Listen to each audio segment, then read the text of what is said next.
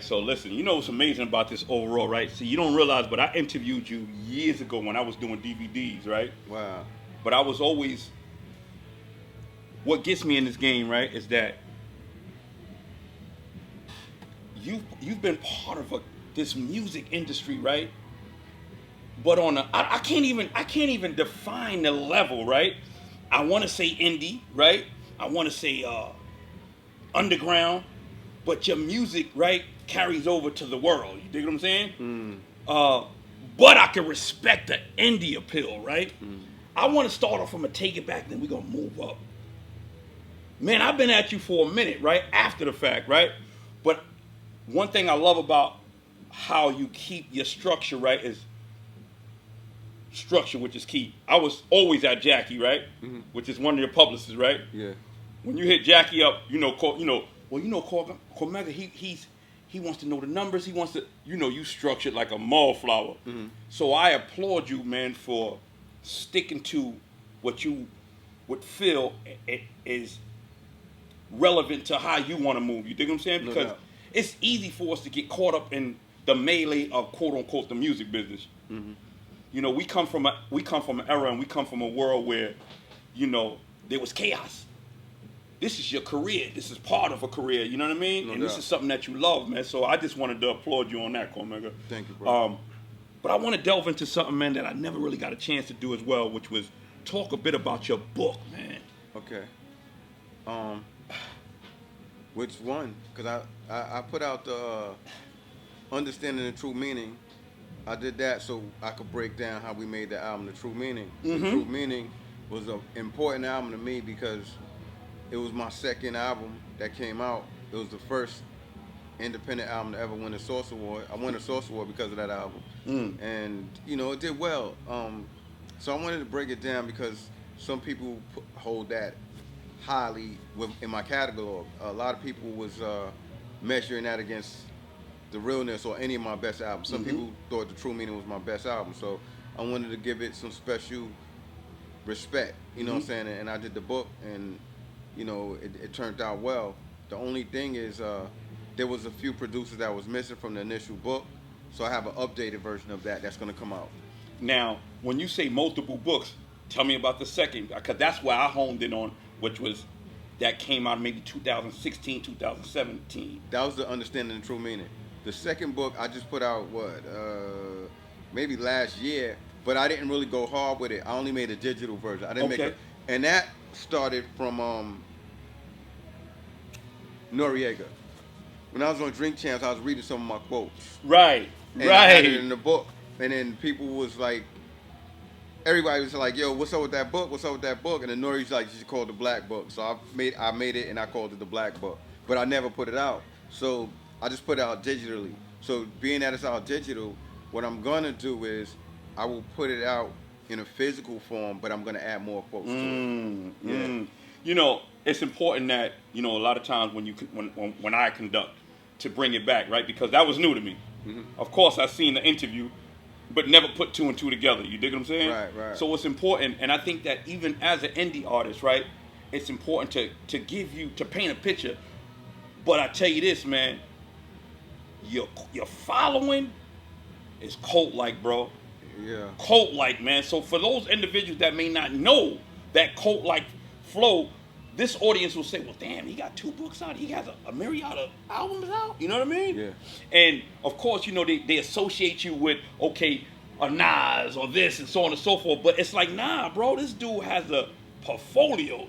You know what I mean? Yeah. The catalog, a portfolio of everything. And if y'all heard the interview, if y'all heard what we were talking about prior, your man is up here doing a slew of different types of photo shoots, right?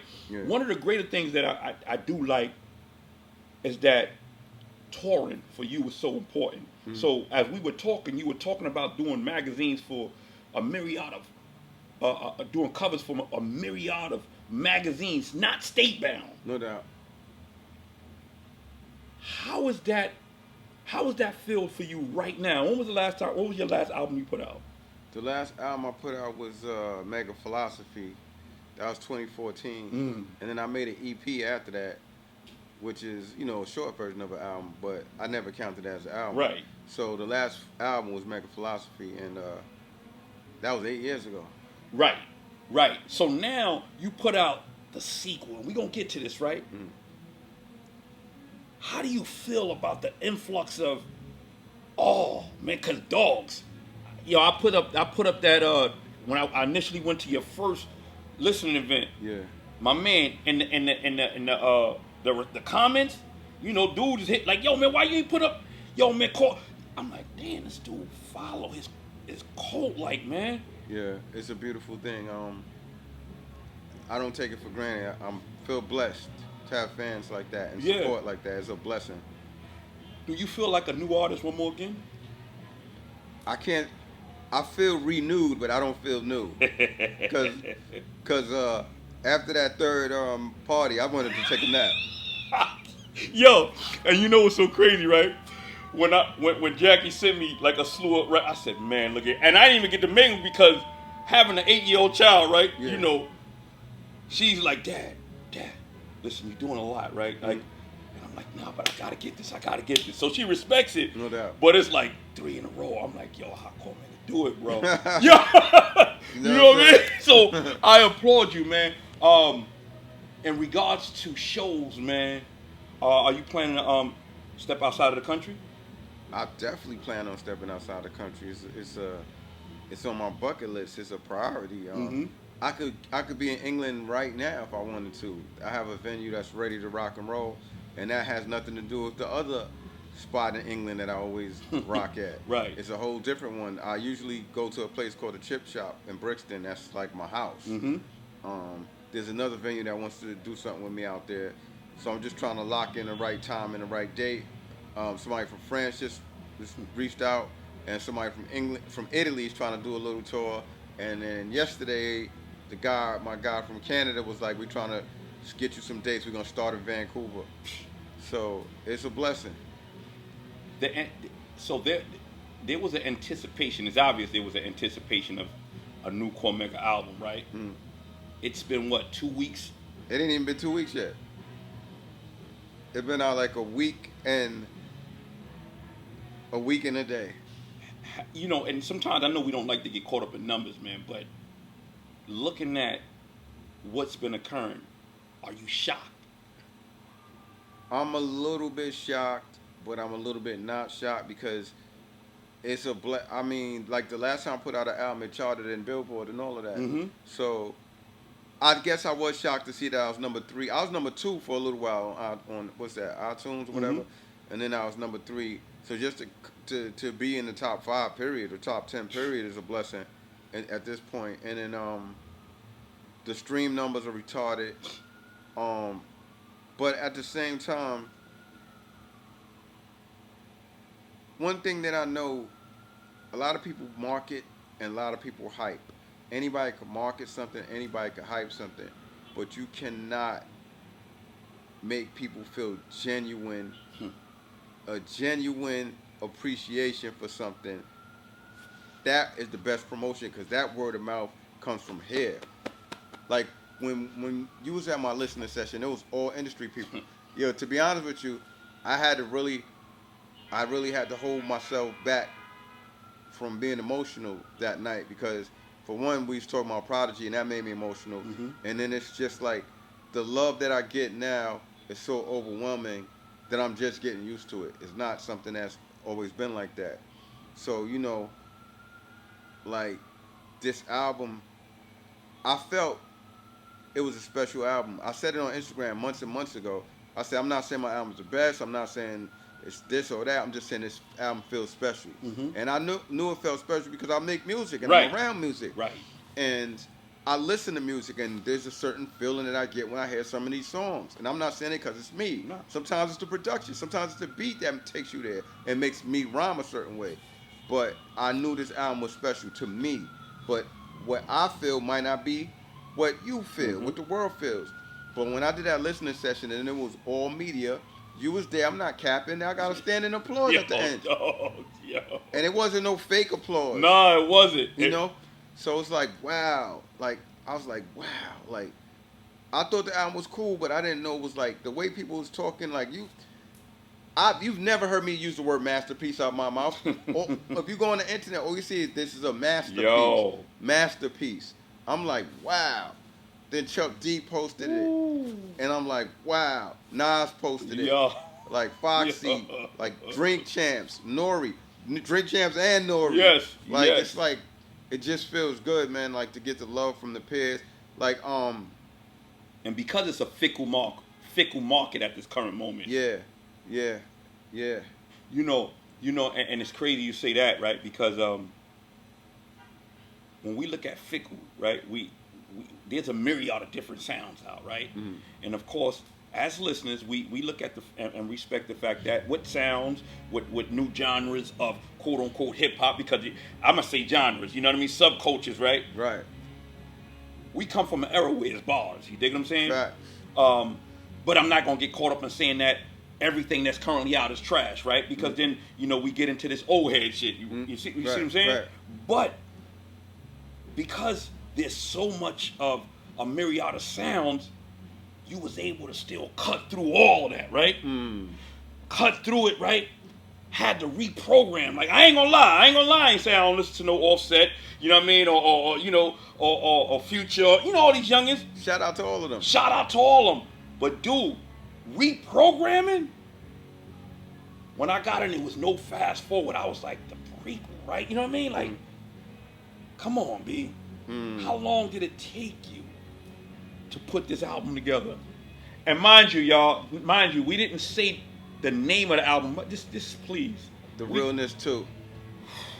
How long did it take you to put it together? It took about 2 years. The pandemic slowed everything down. I didn't want to go to the studio for a while, so I just really, when I stayed home, I was just writing. I was going hard with the writing, and I deliberately wanted to separate myself from the pack. I said it on social media because there's a lot of rappers, and then there's when there's a lot of rappers and some rappers get hot or they get a little tension on themselves, they start banging on their chest, and people talking like they're the best or like nobody else is ill, and I'm looking at it like, okay. So I said to myself, I'm going to push myself so hard that I'm gonna separate. Like, you're not gonna look at me the same way you look at some of these other rappers, because a lot of people have bars, a lot of people have flows, but everybody's not a lyricist and everybody's not poetic. There's only like a handful of poetics amongst hundreds of rappers, and I know I'm one of the poetics. So being lyrical and being poetic is different from just having bars.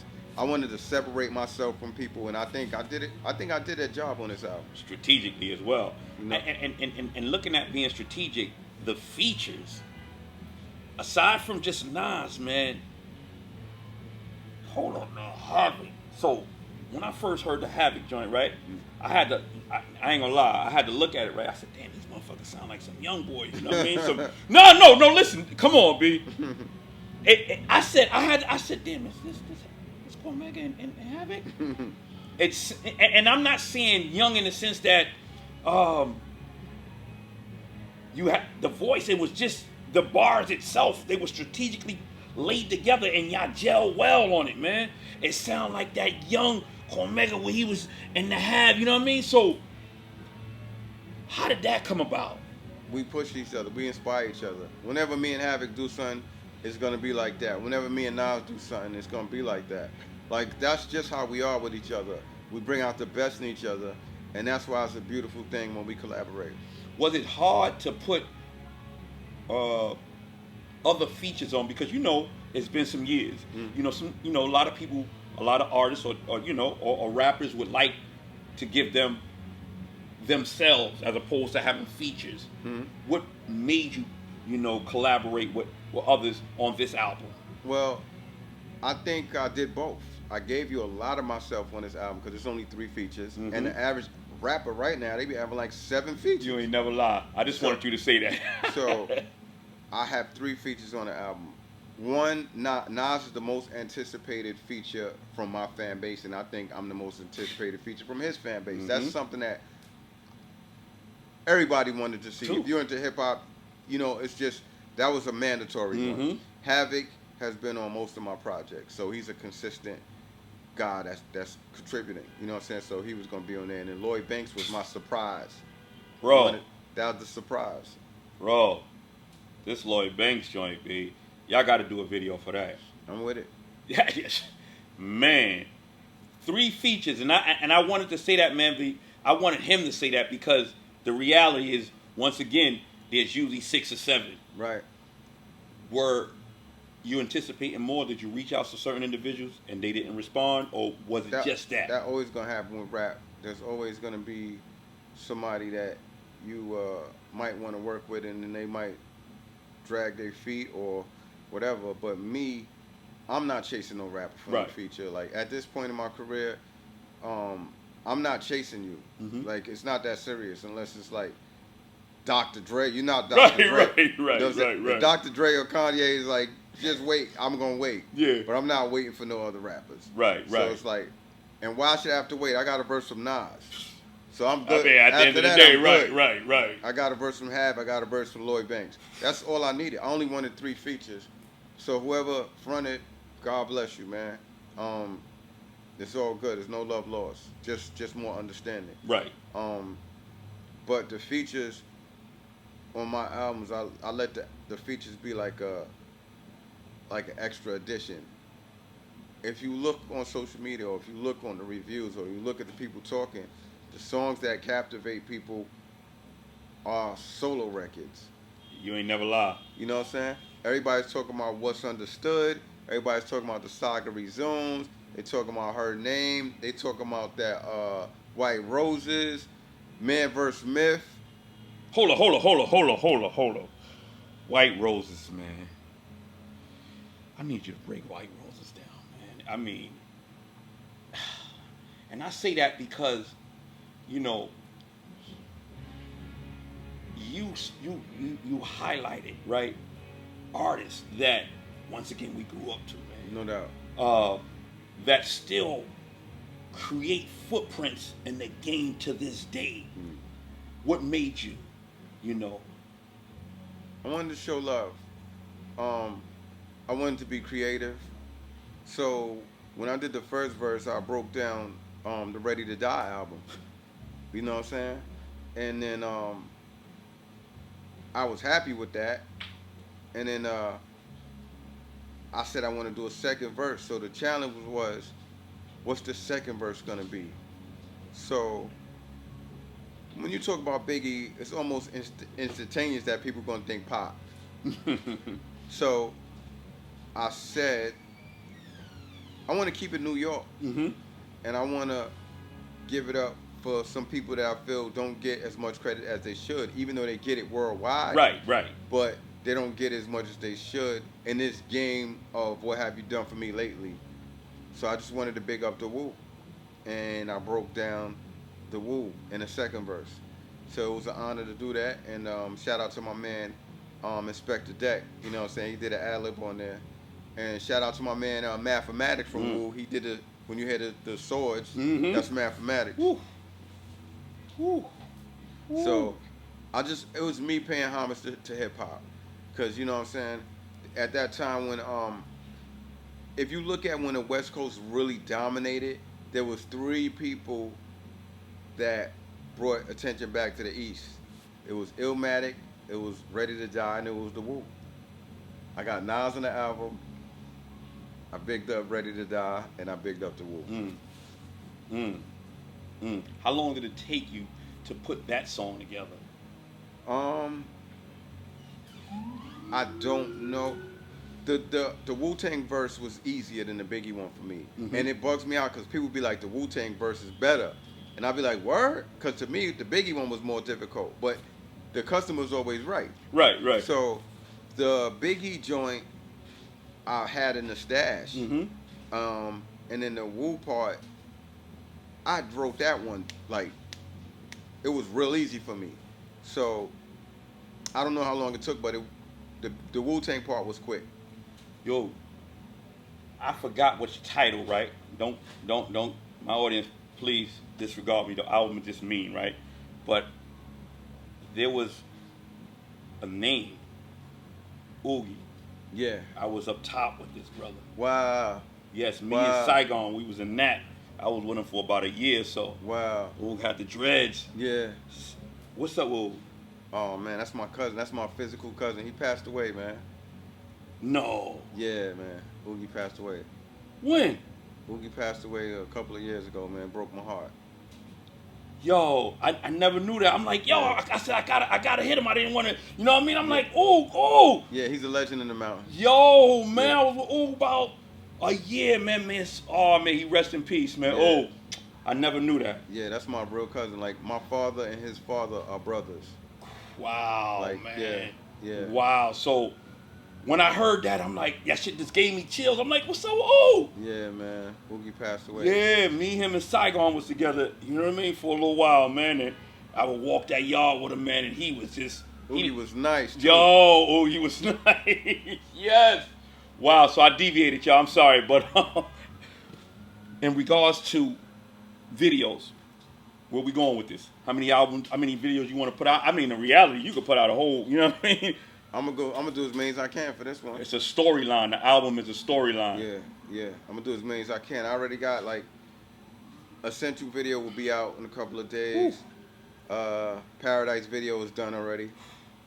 We'll see what Nas want to do. Lloyd Banks said he's with it. And then there's a couple of songs that, from the response from the people, I want to do. I want to definitely do a video for this song. The song that I'm really glad people like is What's Understood. What's Understood. What's Understood is getting Yes. mad love. Yes. And I'm real happy because I came up with the concept. Me and Sha Money XL produced that. And also shout out to Marcus Machado because he played the live bass and guitar and stuff on there. So there was live instrumentation on there. And whenever you cook something, you really want people to enjoy it. So the fact that people are really gravitating towards that song makes me feel good. So I'm definitely doing a video for that. I've always been into fashion. Right. And so fashion is something I'm going to be digging deeper into. Writing more books and real estate and stuff like that. Right. That all makes sense, man. You know, how long will you allow this album to bubble before you move forward? I'm rocking out. I'm rocking out to the wheels fall off with this one because when I first made the Realness, I came out with the True Meaning album the next year, but it wasn't even a year yet. It was like 11 months. I should have let it rock longer because the Realness still had a lot of legs. So this album, I'm going to rock. I'm not treating this like inventory because it's not inventory. If it's not right. You know, and a lot of rappers treat their stuff, a lot of companies treat stuff like inventory. All right, you got this one out, we need another one. Nah, you got this one out, and you got grown men that's in their 40s saying, I haven't felt like this in years. Or you got people saying, this album made me cry. Bernadette Price said, your music always makes me emotional. Like, you know, Ronnie Feig hits me, the guy who owns Kip. Album's amazing. DJ FN from Drink Champs, yo, it's a masterpiece. So when you got people like Nas, like, yo, bro, this is crazy. So when people that you respect and look up to, Chuck D's and all of these guys is hitting you, and this music is making people feel a certain way, let them hold on to that feeling. Give them everything. I'm going to give them everything. Like, whatever the top songs is that the fans love, I'm doing videos for those, and I'm going to do videos for the songs I wanted to. So I'm going to rock out on this album. I can see me promoting this album for like a year. How important is it to pay attention to the fans, right? Because, you know, sometimes we'll get caught up in us and not respecting the fact that it's those fans and the supporters that help push that, man. Right. That's just that's simple mathematics. If you cook something and you like, this is the shit, but everybody else is like, that's disgusting, maybe you just got accustomed to that taste. Right. And it's not good. So if you make music for yourself, you might as well not put it out publicly. You got to get the people what they want. Every successful business does it. Why do you think Nike made retros and things of that nature? So, I mean, why do you think all these sneaker companies make retros? You listen to what people want, and then you try to give them exactly what they want, and add a little bit what you want. Of course. Meet somewhere in the middle. So, What's Understood is definitely gonna be a video. The Saga Resumes is definitely gonna be a video. And White Roses, I got to figure out what to do with that, and then I'll figure out what I want to do with me, with the stuff that I like, and then we put it all together, and everybody wins. Well, Mega man, I appreciate you, man. You know, I'm a fan, my brother. You know what I mean? No doubt. And whatever I can do and moving forward, I'm here, bro. I appreciate you. You already know. Yeah, Likewise. man. It was needed. It was nutritional. And it's so crazy not to get caught up in the Diddy storm or whatever. But you know, despite wherever we go in life, wherever we move to, we still New Yorkers, right? Facts. And Diddy, came out with that. We need to bring it back to New York. You dig? Here's our sound. Like you caught it at a time. It was great time, and that you was moving off that because you put it out. It was coming out anyway. It was just the fact that it happened here and now, and our ears is glued in. Of course, and I say, yeah, New York, right? Because it's a New York sound, but it's still a worldly sound as well. You dig what I'm saying? Mm-hmm. So, this is what New York sounds like, y'all. This is what New York sounds like. The realness. Thank you, brother. 2. That's a challenge for y'all. This is to the whole album, not just one. This is what New York sounds like, y'all. I applaud you, man. I applaud you. I appreciate you, bro. My man. Oh man. So are you taking a power nap soon, man? Tonight. Yo, Meg, you into gaming? Once in a while. I haven't played a game in over a year. Like I play games if my son. I used to love games, but I program myself like, you don't deserve to play any games till your album come out. Now I might go play a game. Nah, you know why I say that, man? I used to have a gaming company, and I just linked in with a sis. She got a gaming. She just opened her first gaming company up right up the block. Mm-hmm. I'm gonna start doing shows and events there, gaming tournaments. Mm-hmm. When you come back out there, I gotta link you with a black sister. Bet. Shit, it's 3 floors in there. That's lit. 3 floors, yo, dude. Bar and everything in there. They got a showroom and all that in there. That's dope. A studio and everything else. You got one room where it's old school. It's where Duck Hunt, Nintendo, and then you got other rooms where you go and you can play every game, Call of Duty, 2K, all that. So next time, man, I would definitely love for you to meet her, man. She's dope with it, man. I'm with it. Like, and I say that because it's a market that your audience would cater to. You dig what I'm saying? I mean, even in putting songs on it, look into it. It's, of course, you play it. You know what I mean? Mm-hmm. It's really big, man. So I'm getting into it heavy. Good. And, I'll keep you in tune with it, man. I appreciate you. Yeah, man. So I'm gonna send you a page. Bet. So you touch down with her. Any picks? Hold on, Elmer, you got some picks? I know.